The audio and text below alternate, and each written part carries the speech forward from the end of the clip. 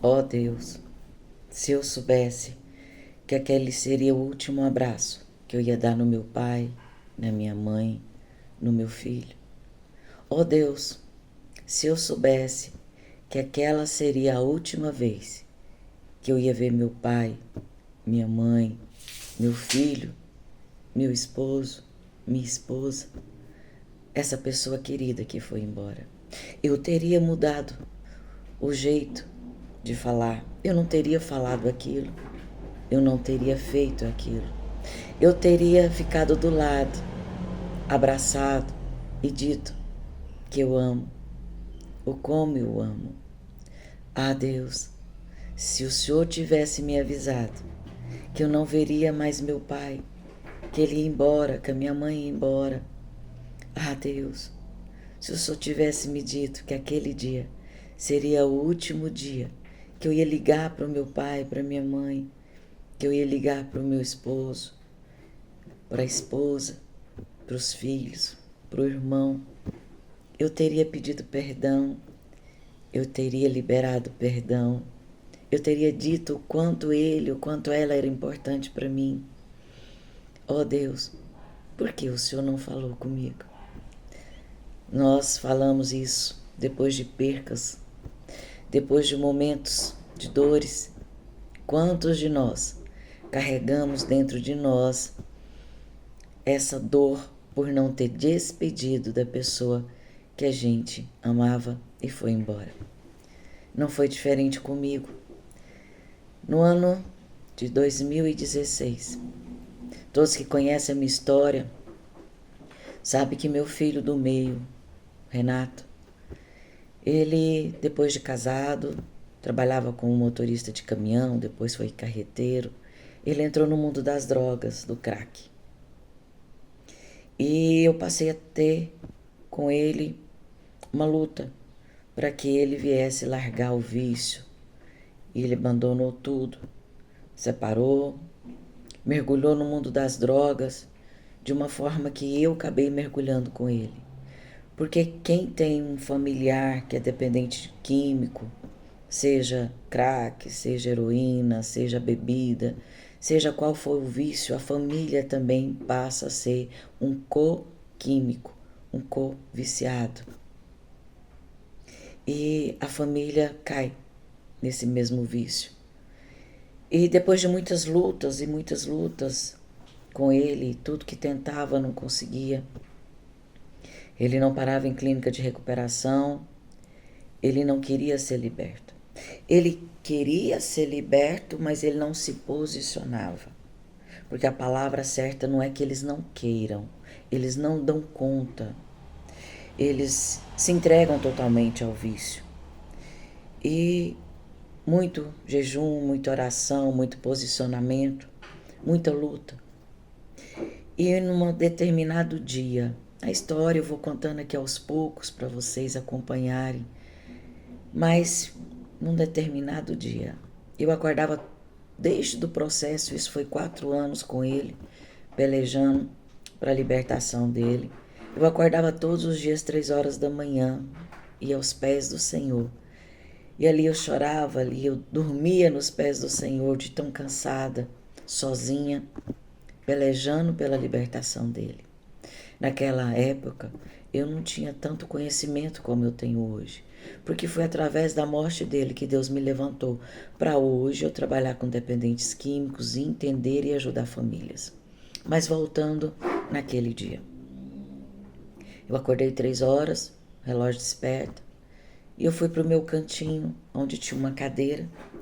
E ali eu ajoelhava e pedia para Deus, Deus, liberta meu filho, Deus me ajuda, onde é que eu estou errando, o que é que eu estou fazendo de errado. Senhor, se o Senhor quiser, eu sou liberta agora, entra com providência. E a filha dele, que hoje está com 17 anos, na época ela estava de 5 para 6 anos. E ela, difícil de acordar, você sabe como é que criança é difícil de acordar. Quando deu 3h20 mais ou menos, eu escuto os passos dela. Ela veio e ela chegou onde eu estava ajoelhada com os cotovelos na cadeira, orando, falando com Deus. Ela disse assim, vó, deixa eu orar também. Eu estranhei, porque uma criança que, para acordar, tipo 10, 11 horas da manhã, era a maior dificuldade, ela estudava à tarde. Acordar sem ser chamada e chegar e falar, deixa eu orar também. E eu cheguei um pouquinho mais para trás na cadeira, ela veio e colocou os bracinhos e ela dizia assim, Deus, eu não quero que meu pai morra. Deus, eu não quero que meu pai morra. Quando ela falou assim, eu disse, filha, para, seu pai não vai morrer. E o pai dela estava no quarto, segundo quarto da casa. E eu falava, filha, seu pai não vai morrer. E ela continuava dizendo, Deus, eu não quero que meu pai morra. Deus, eu não quero. E novamente eu disse para ela, filha, seu pai não vai morrer. Para com isso. Ela calou por um instante e eu em lágrimas, chorando, de ouvindo ela dizer que não queria que o pai morresse. E ali ela ficou quietinha e eu orando, falando com Deus. Passou mais ou menos 20 minutos. Ela voltou a dizer, Deus, eu não quero que meu pai morra. Deus, eu não quero. Por favor. E eu novamente eu disse para ela, filha, para. Vai deitar. Vai deitar, filha, seu pai não vai morrer. E eu chorando. Porque durante esses 4 anos, a minha vida era chorar. Só chorar. Ela levantou, virou para mim e falou assim, isso já era umas 4h40, desculpa, umas 3h40 da manhã. E ela levantou e disse, vó, vamos dormir? E eu disse, não, filha, eu vou orar mais um pouquinho, vou falar um pouquinho mais com Deus. E ela disse, não precisa mais falar com Deus. Deus já tomou a decisão. Vem dormir, vovó. Naquela hora que ela falou isso, foi muito forte. Eu levantei e fui com ela para a cama para ela dormir. Mas com aquilo na minha cabeça, como Deus já tomou a decisão. Naquele dia eu tinha uma audiência na Unevangélica, aqui em Anápolis, às 4 horas da tarde. Foi um dia muito difícil aquele dia. O pai dela, calado, ele não falava com ninguém. Preparei almoço, chamei ele, filho, vem almoçar. E naquele dia nós tivemos uma conversa à mesa, a qual vou trazer para vocês depois. Qual foi essa conversa à mesa? Terminamos o almoço, ele foi deitar. E eu fui me preparar para poder ir para essa audiência. Quando eu saí de casa, era 3h10, 3h15, meu filho tinha levantado e ele tinha ido para um bar na frente de casa. E ele estava lá, peguei minha neta, peguei meu filho, Eri Jordan, meu marido, e nós fomos para essa audiência. Quando eu fechei a casa, eu fui até onde estava meu filho, nesse bar. Ele estava sentado, eu cheguei na porta. Ele sentadinho, eu peguei a chave. Como eu vou pegar essa aqui, essa caneta? Eu peguei a chave, ele sentado, eu com essa chave. Eu levei em direção a ele, olhando nos olhos dele. Esse tempo a qual eu caminhei até ele, e ele parado olhando para mim, e eu olhando nos olhos dele, olhando para mim, eu disse, filho, eu vou para a audiência, você vai ficar aqui ou você vai para dentro? Olhando nos olhos dele. E ele olhando nos meus olhos, ele disse, pegando a chave na minha mão, ele olhou para mim e disse, mãe, eu vou dormir. Eu falei, tá bom, meu filho. Entreguei a chave, virei as costas e fui embora. E fui para aquele local de audiência. Chegando lá, eu levei minha Bíblia como eu sempre levava. Eu abri minha Bíblia enquanto não era chamada para audiência. E muitas coisas aconteceram ali. Vou trazer para vocês o que aconteceu também. Mas quando eu voltei, terminou a audiência, acabou, era 6 horas da tarde, eu cheguei em casa, 6h30, bati no portão várias vezes. O portão estava trancado. Chamei, gritei. Nada do meu filho abrir a porta. Meu filho Jordan foi até o vizinho, pulou o muro. Pedi para ele: filho, procura a chave, cadê seu irmão? A casa é um escuro, já tinha dado 6:30 da tarde.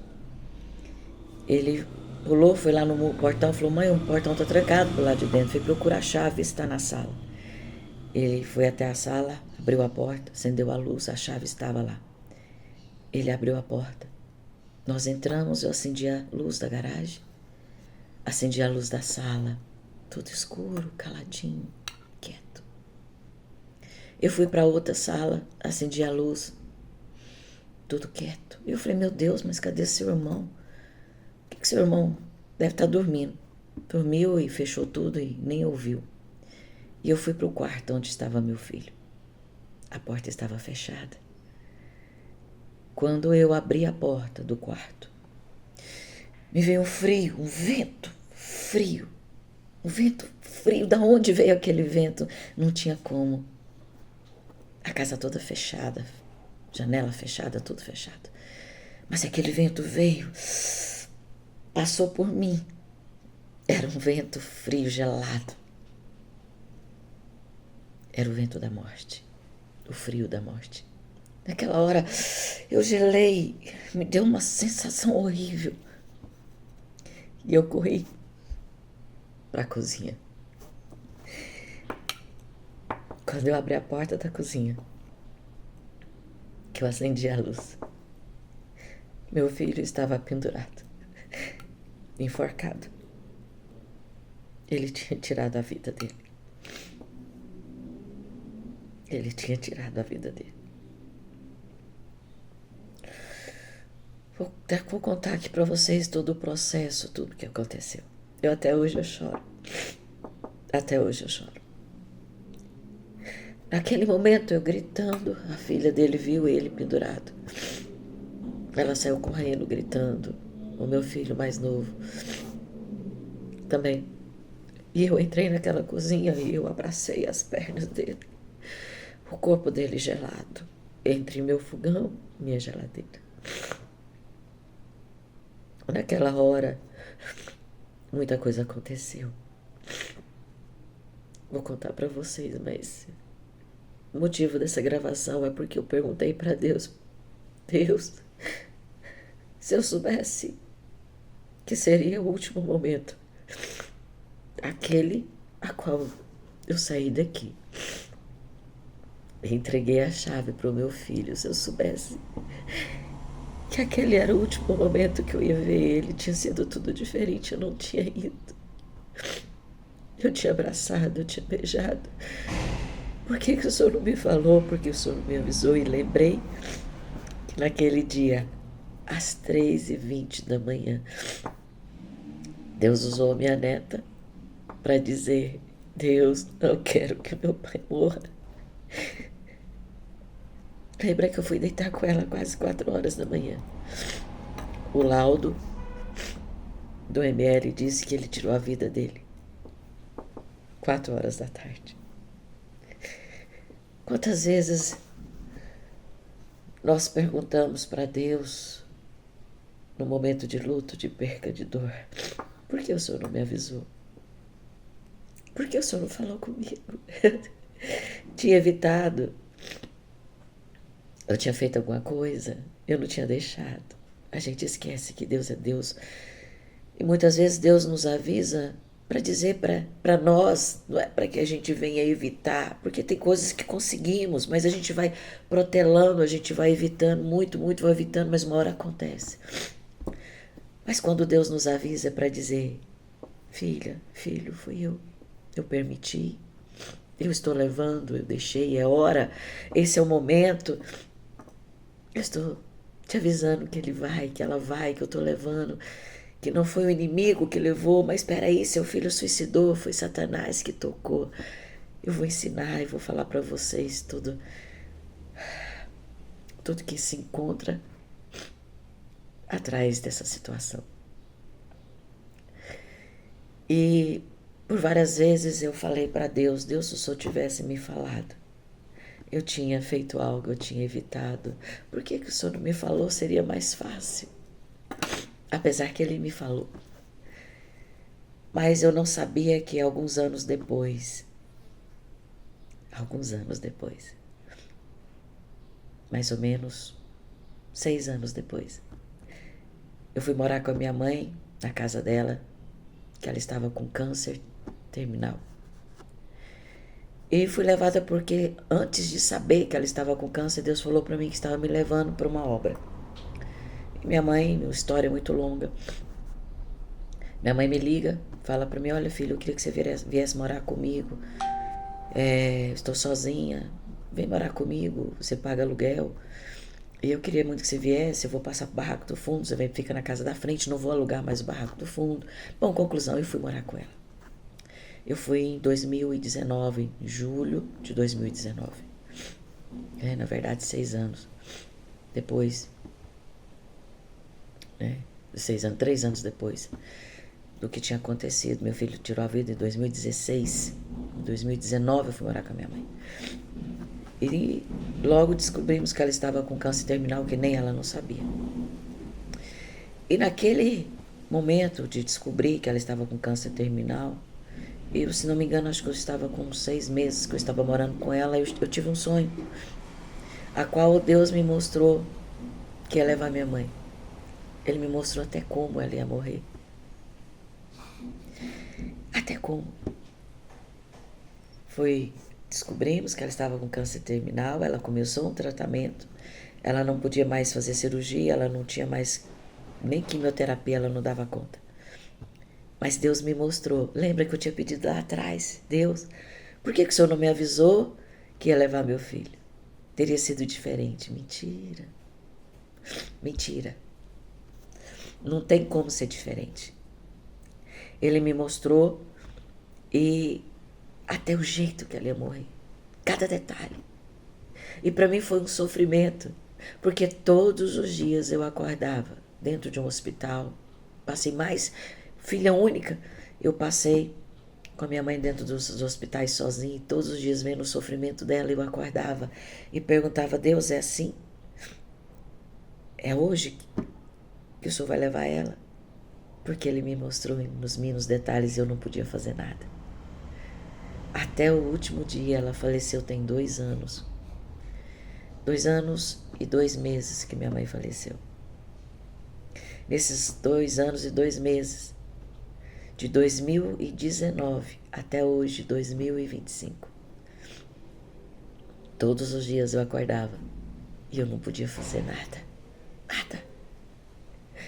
Eu não podia fazer nada, não tinha como evitar a morte dela, eu não tinha o que fazer, não estava nas minhas mãos, não estava nas minhas condições. Eu tive que ir todos os dias. E como dói, por isso que Deus, na sua misericórdia, no seu infinito amor, Ele sabe que nós não damos conta de suportar. Nós não damos conta de suportar a morte, a perca. Por isso que Ele não nos fala, Ele não nos avisa. Ele às vezes fala como falou comigo, ou falou com você, fala de manhã e à tarde acontece, ou fala hoje, daqui 2 dias, 3 dias acontece. É dizendo, olha, eu estou no controle, eu sou Deus da sua vida, da vida de quem você ama. Eu vou levar, é hora, é momento, eu sei por que tem que ser agora. Por que a pessoa tem que ir agora? Por que o meu filho tirou a vida? Porque Deus sabia que ele não dava conta mais. Ele não tinha mais força. O crack, ele consome, ele mata. A pessoa não consegue raciocinar mais, ela não sabe o que é vida, o que é morte. Ela não ama mais seus entes queridos, pai, mãe, filhos, para eles não existe. Porque a única coisa, ela está ali escravizada pelo vício, por demônios. E meu filho estava assim. Meu filho não queria morrer. Ele queria acabar com a dor, com o sofrimento. Ele não conseguia mais viver. A minha mãe queria viver. A minha mãe queria viver. Mas a enfermidade, o câncer, já tinha tomado conta do intestino, do fígado, dos rins, do pulmão. Ela já E ela gritava de dor e ela dizia, eu não aguento mais. E quantas vezes ela pedia para mim, pede para Deus me levar, filha. Eu não aguento mais, eu não suporto mais. Ora, fala com Deus para Ele pôr fim nisso. Então nós nos enganamos. Então esse vídeo é para você que tem dito para Deus, Deus, por que o Senhor não me falou que minha mãe ia morrer desse jeito, meu pai, meu esposo? Por que o Senhor não falou para mim que ia levar meu esposo? Mas porque Deus sabia que você não ia ter forças, que você não ia dar conta.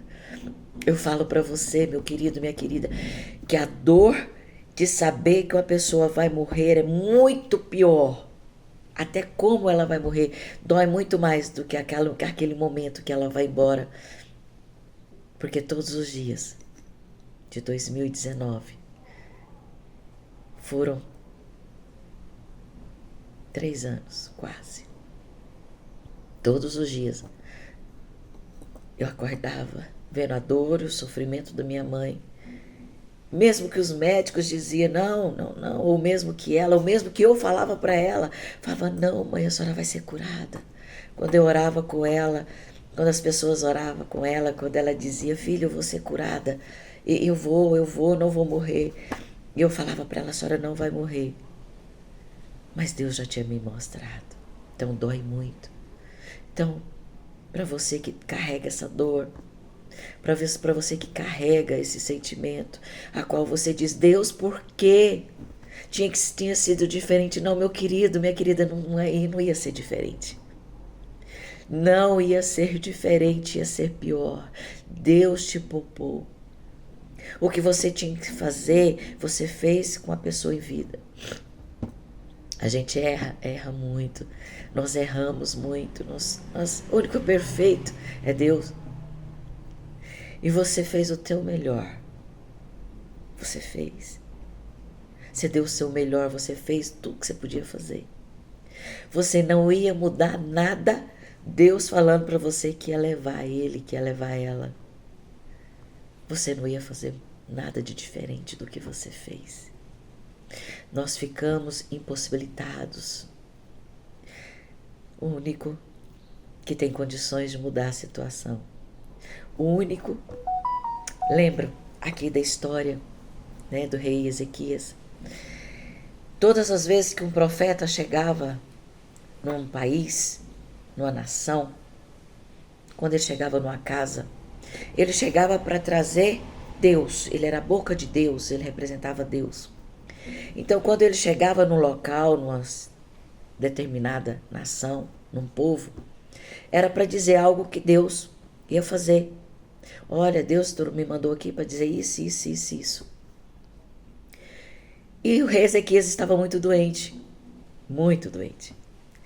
E quando ele estava no leito dele, no quarto, os empregados vieram e disseram, ó rei, o profeta chegou.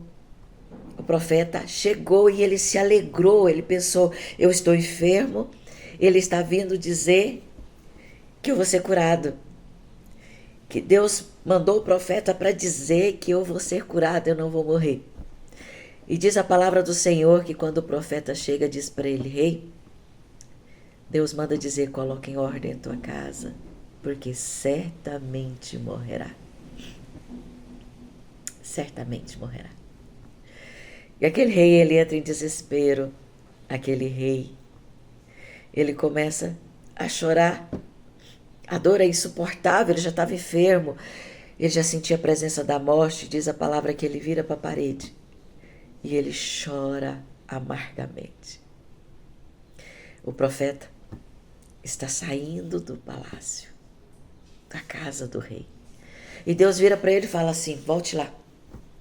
Fala para ele que eu ouvi o choro, o clamor.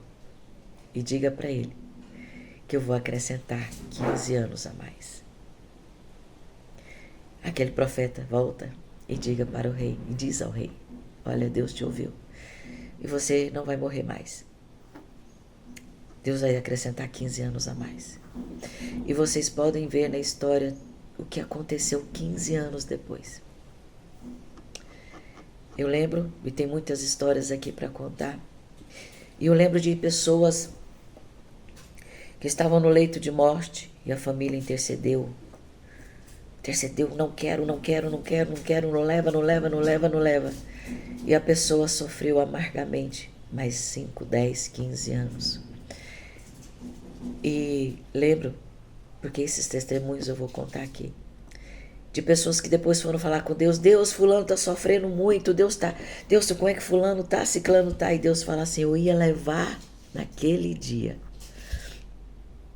mas você implorou tanto, vocês imploraram tanto, vocês pediram tanto, que agora é no meu tempo, agora é do meu jeito. E aquilo que poderia ser evitado lá atrás, porque Deus ia levar, por causa do nosso choro, e aquela pessoa vem sofrendo, sofrendo. Essa é outra história. Mas fica aqui essa experiência que eu tive. Para você que anda chorando, pedindo para Deus, ô Deus, por que o Senhor não me avisou? Por que o Senhor não me falou? Eu teria feito diferente. Não teria, querido. Não teria, querida. Não teria. Porque tudo está nas mãos de Deus.